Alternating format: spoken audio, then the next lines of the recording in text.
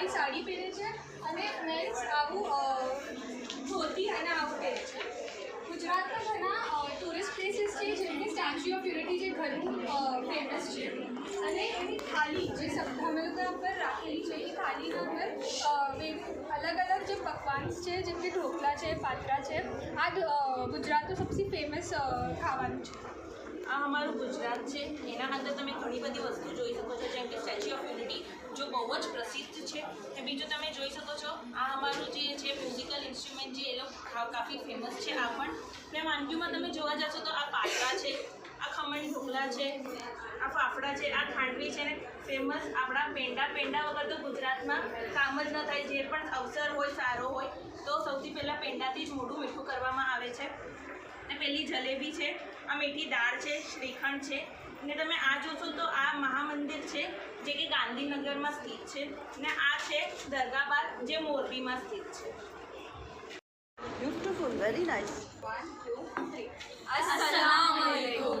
आप सभी का स्वागत है हमारी कश्मीर में. आज आप खुश आमदीद के अवसर पर हम आप सबको एक खूबसूरत जगह जिसको ज़मीन की जन्नत भी कहा जाता है वहाँ पे आप सबका हम स्वागत करते हैं. वहाँ पे स्वागत भी तो फूलों से ही होता है. शुक्रिया. आप सब कंफ्यूज हो गए कि हम आज उर्दू में क्यों बात कर रहे हैं.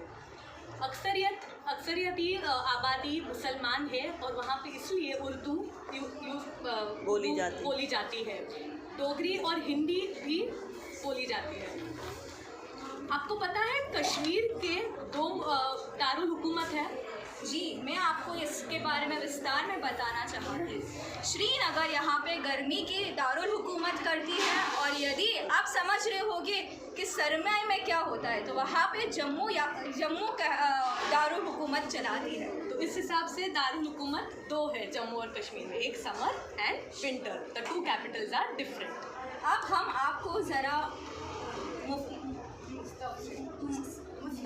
मुस्तफिल नबात और हैवानत के जम्मू और कश्मीर अपने मुनफरिद नबातात और हैवानत की वजह से यहाँ पे खूबसूरती से अपनी खूबसूरत निहारती है.